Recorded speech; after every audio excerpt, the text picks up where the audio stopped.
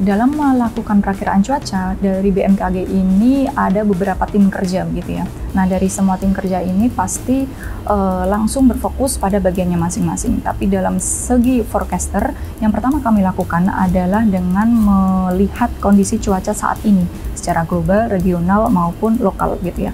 Setelah mengetahui kondisi cuaca saat ini, apakah fenomena global apakah yang sedang aktif, apakah El Nino, La Nina, Madden-Julian Oscillation, ada sirkulasi apa, siklon tropis atau apa, itu kami analisis apakah hal-hal tersebut akan berpengaruh terhadap wilayah Indonesia atau tidak.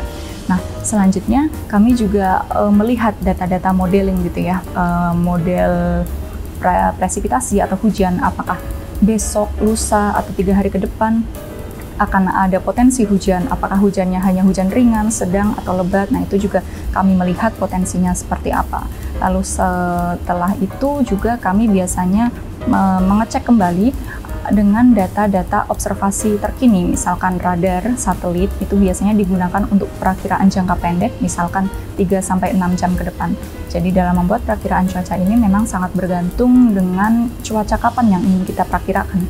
Jika kita ingin memperakirakan jangkanya cukup panjang, masih 10 hari, ini bisa lebih fokus ke kondisi global, regional, dan pemodelan langsung. Tapi jika lebih jangka pendek, seperti mungkin beberapa jam ke depan, kita bisa lebih memfokuskan analisis kita kepada satelit dan radar dan observasi seperti udara atas, pengamatan hujan, seperti itu. Itulah pentingnya cuaca gitu ya. Jadi dari yang kecil sampai yang besar. Itu untuk di wilayah Indonesia yang baru hujan tidak hujan saja biasanya kan, jarang sekali ada batu es. Nah, kalau di luar negeri ini lebih penting sekali karena kondisinya bisa beragam, bisa dari heat wave atau gelombang panas, bisa salju atau bisa batu es, bisa ada front dingin gitu ya. Nah, ini bisa dari kenyamanan dan sampai keselamatan. Itulah pentingnya cuaca. Dan memang harus dimonitor selama 24 jam karena khususnya untuk wilayah Indonesia ya, ini perubahannya cepat sekali. Saat ini panas, bisa jadi 1 jam ke depan sudah hujan dengan sangat lebat. Memang untuk saat ini perakiraan khususnya di wilayah Indonesia ini masih jauh dari sempurna gitu ya, masih kami terus kembangkan baik secara sumber daya maupun juga kapasitas dari perakirawannya.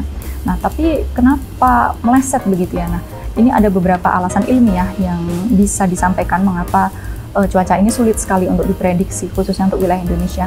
Seperti tadi saya sampaikan, yang pertama adalah karena wilayah Indonesia ini sangat dipengaruhi oleh angin. Angin ini berubah arah, berubah kecepatannya sedikit saja, itu bisa sangat berpengaruh terhadap cuaca. Misalkan arahnya dari timur ke barat, berubah dari selatan ke utara. Awan yang tadinya mungkin terbentuk dari timur dibawa ke barat, ini jadi ke utara gitu. Nah, itu salah satu perbedaannya. Bergeser sedikit saja, perakiraannya bisa berbeda. Nah, yang kedua juga karena saat ini pengembangan pemodelan khusus untuk wilayah Indonesia ini masih sulit begitu ya.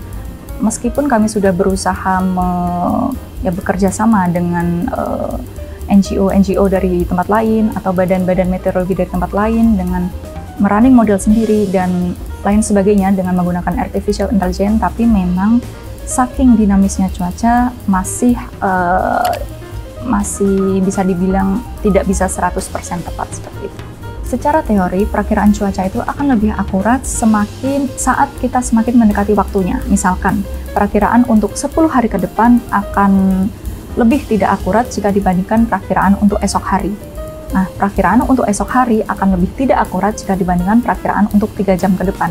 Jadi jika teman-teman memiliki acara begitu ya, akan ada suatu acara. Nah, meskipun sudah mencari perakiraan cuaca beberapa hari sebelumnya, tetaplah memperbarui perakiraan cuaca teman-teman karena bisa saja info itu berubah karena kondisi cuaca yang memang sering sekali berubah. Seperti itu.